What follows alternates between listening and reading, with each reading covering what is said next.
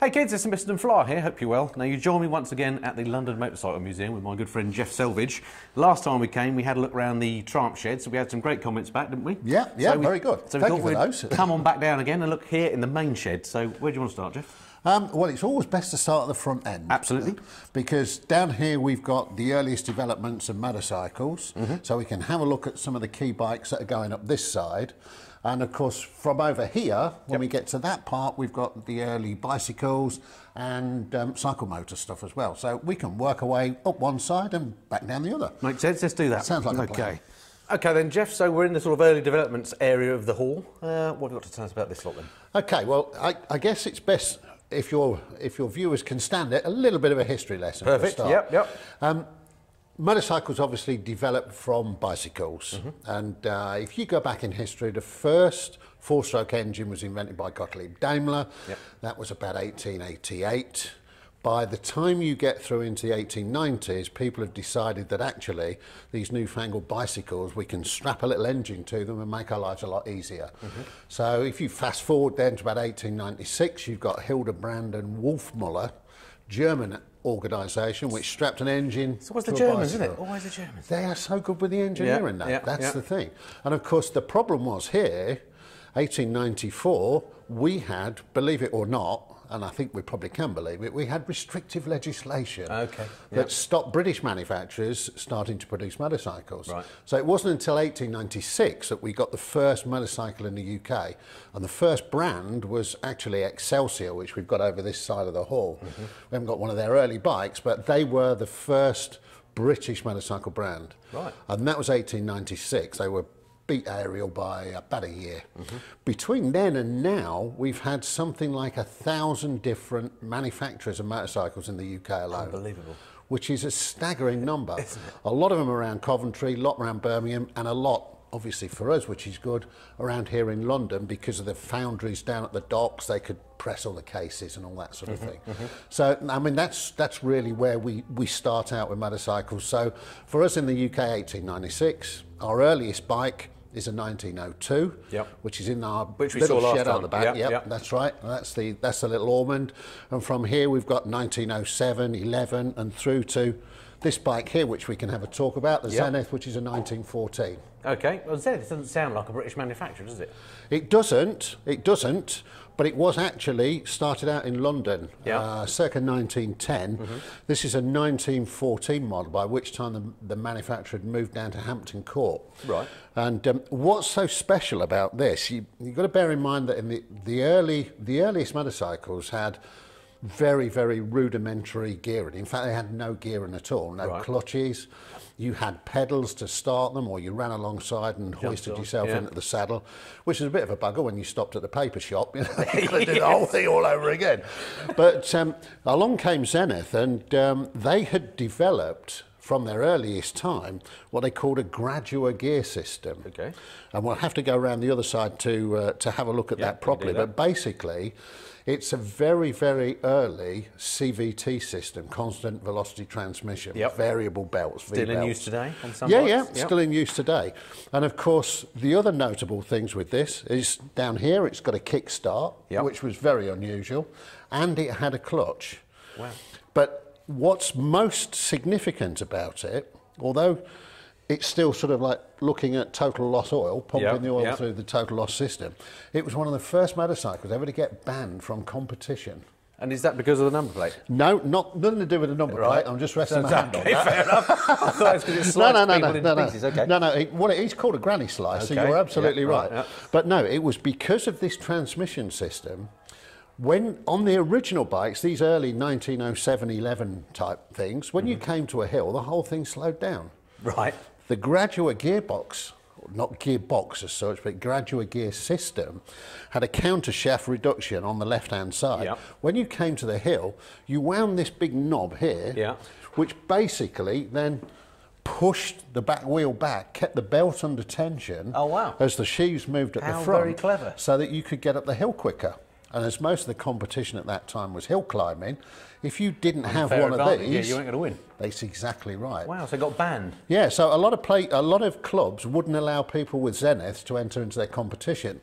So Zenith turned that to their advantage by adding a sort of cell door to their advertising. I was going to say, as a marketing Zenith, ploy, fantastic. Bard. Yeah, excellent. So, you know, although it doesn't look like it, this was one of the significant motorcycles in motorcycle sport. So for such a sort of innovative bit of engineering, the fact that it got banned, did then in later years other manufacturers copy it because it was a good system, or did it die a death? Not so much that system. They persisted with it for a little while, and they carried on making bikes for not a lot longer, I don't think. Right. But then they went to conventional gearboxes because this early stage, right the way through to the 20s, was all about experimentation. Manufacturers were doing things all in different ways. And at that time, the other interesting thing, of course, is there were more motorcycles on the road than there were cars.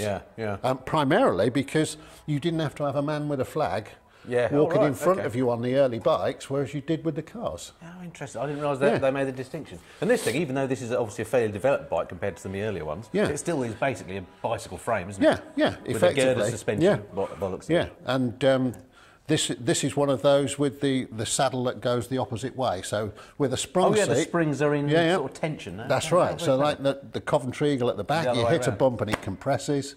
With this one, you hit a bump and it extends. And then rebounds. I wonder what the advantage of each is. But anyway, that's one to think about. No idea. Those ones, I think those ones persisted longer, didn't they? No doubt that worked better. Maybe so. Excellent. Let's have a look at the other side of this then. Okay, so we're looking at that chain if indeed it's called a chain, it's more of a pulley, isn't it? Well, yeah, I mean, it's a belt drive. It's a belt drive, and right down at the front end, which... there's a little chain there, Yeah, where you would look, that's the counter shaft, the gear reduction. Right. And the two plates either side of the belt, those are the sheaths. So when you actually start to go up the hill, to keep the belt under tension, because the sheaths have moved a little bit, you wind the big black knob on the top. And you can see how that's got a worm gear at the bottom of it. Which is then pushing on another shaft going to the back wheel. So it basically changes the geometry of the bike. Well, it changes the wheelbase, that's for sure. Wild. I love these innovative solutions that people came up with. It's fascinating how some survived and some didn't. Innovative and wacky. You know, take your pick, really. All right, what's next then, Geoff? Okay, interesting little section here. The 3 bikes in the front, the 2 at the back. First off, this Wooler.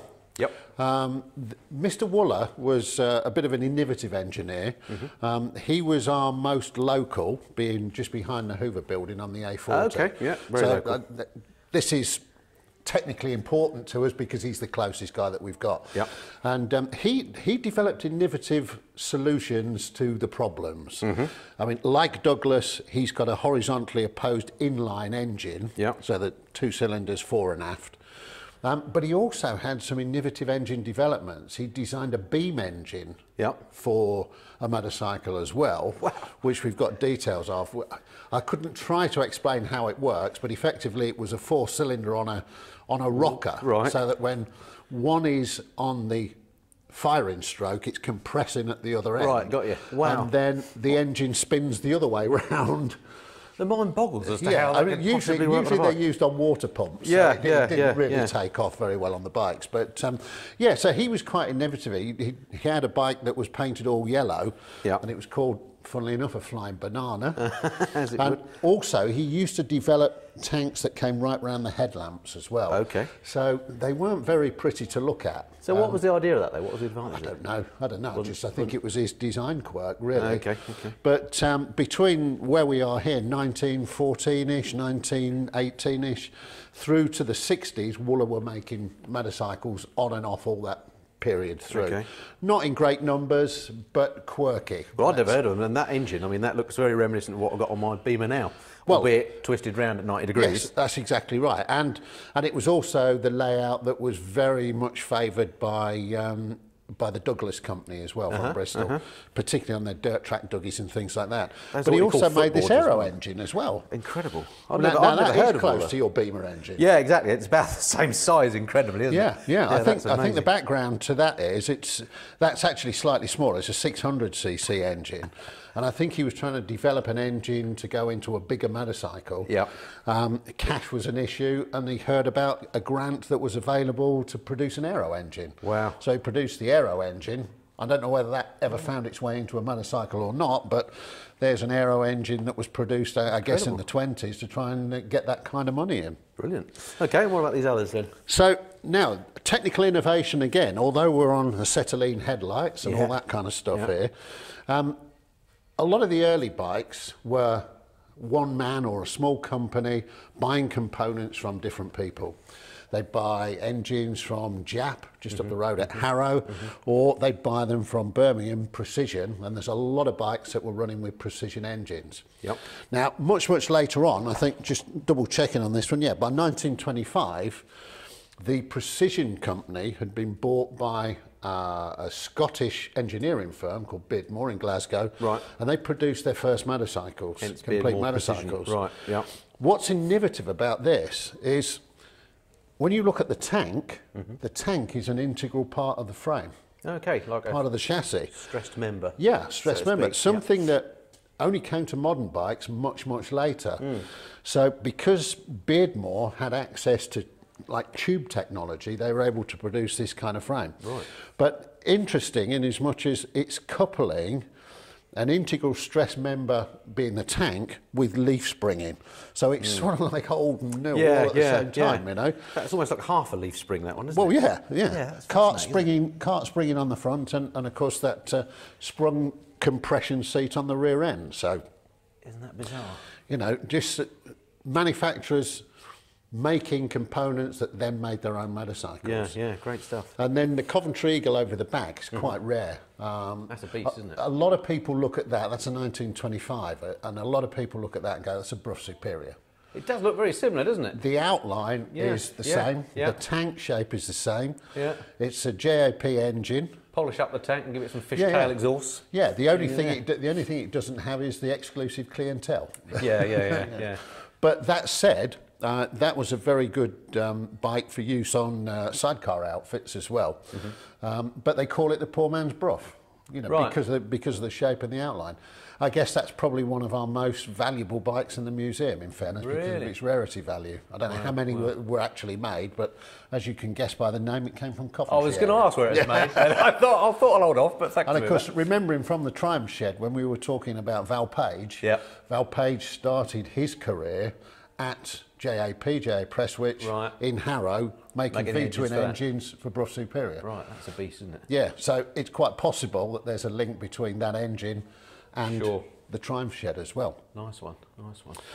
And what's all the stuff on the top there on the tank? That's oil priming, is it? That little squirting device? Or? Yeah. So it's a lossless system again? Yeah. Well, I mean, what you had to do was to ride along and not forget to hit the plunger. So it wasn't until we got well into the 20s that clutches, gearboxes and circulating oil came into being. So presumably if you did forget, you get a seized engine? Yeah. So it's pretty terminal? Yeah, pretty much. Okay. Pretty much. So, you know, nowadays we just put the key in, turn it, and ride off. Forget about it, And we might set the setting as to hard or soft or something like that. Can't be bothered to do that, isn't it? Yeah, exactly. And that's it. But those days, any fool could drive a car, they said, but it takes skill to ride a motorcycle. They weren't kidding, were they? And absolutely not kidding. Okay, what's next then? Over the back there, while we're on that back wall, we've got Francis Barney, another Coventry manufacturer. I think actually the Francis Barney name has just been bought by somebody. So it's quite possible you may see Francis Barney resurrect. Whether it be on something that's coming out of China or not, I don't know. But that's what's the interesting part about that particular bike is the frame. I was going to say the width of the thing is incredible, the amount of air in it as well, the space available. It's only a small engine, but basically, instead of a welded frame, that's a bolt-up frame. Okay. And they called it a built like a bridge frame.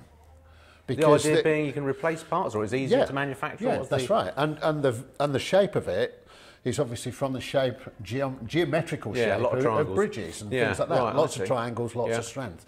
So it's interesting from that viewpoint. The tank itself as well is bizarre. Well, angular. Yeah, amazing. Yeah, I mean, styling is in the eye of the beholder, isn't it? Absolutely. And whoever's got the box of crayons in the factory. It does look a bit like that was one of those. Exactly right. And of course, you've got a nice little line of Castrol, which you would need. Castrol oil cans underneath. Yeah, brilliant. Which you needed on old bikes because oil came out everywhere. Exactly. All right, should we move up a bit? Yeah. Okay, now this bike here, Geoff, just looks in top condition. What's this one all about? Well, this is a 1925 Scott Flying Squirrel. What a fantastic name. How did they invent that? I have no idea. Perhaps he was sat at home one day watching the squirrel nibbling his nuts. I don't know, but did they have flying squirrels in Scotland? Who knows? Who knows? Well, I don't think Scott has anything to do with possibly not. But no, Mr. Scott was very innovative, and this is from 1925, and it's a water-cooled two-stroke.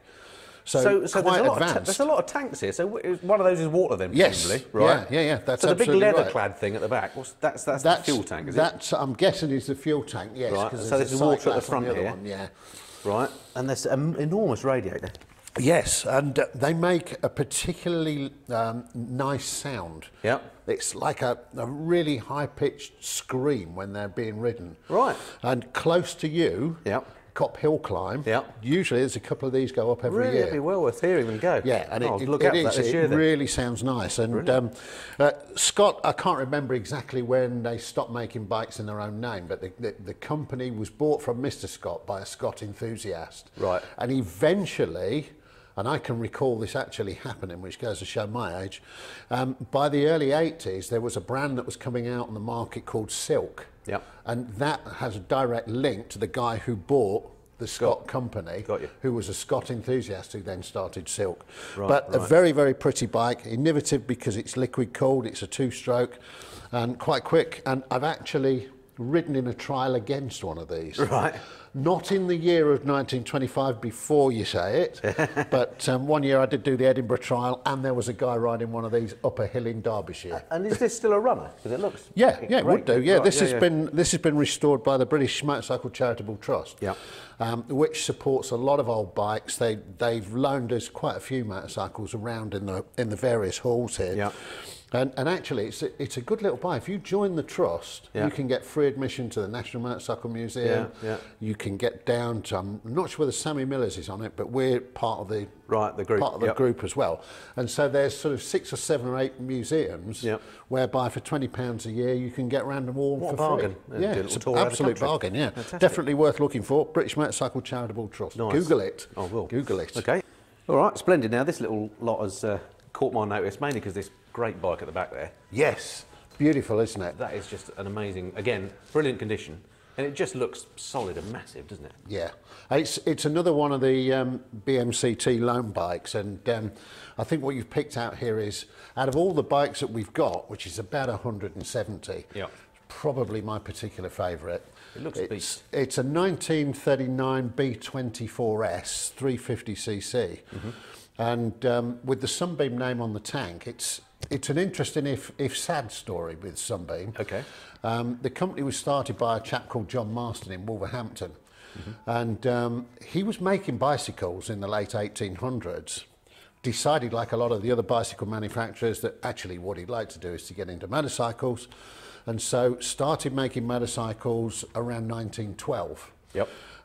He was 76 years of age when he took that decision. Where most people have got their feet up, that's incredible. Not Mr. Marston. Yeah. Sadly, he wasn't to last too long because in 1918, his son died. I'm not sure whether that was as a result of the Great War or not, but the day after the funeral, John Marston himself died. Oh dear. Which is sad. It gets worse. Yeah. Gets worse. Get ready with the tissues. Okay. Because a week after he died, his wife died. So the whole dynasty sort of just disappeared in the space of 2 weeks, which was a shame. Isn't that strange? However, the company itself was bought by Noble. Right. I don't know whether it's Noble or Nobel. It's spelled Nobel. Right. Which later, I think 1937 or thereabouts, became ICI. Imperial Chemical Industries. A paint company, as far as I'm concerned. Well, yes. So what was a paint company doing with motorcycles?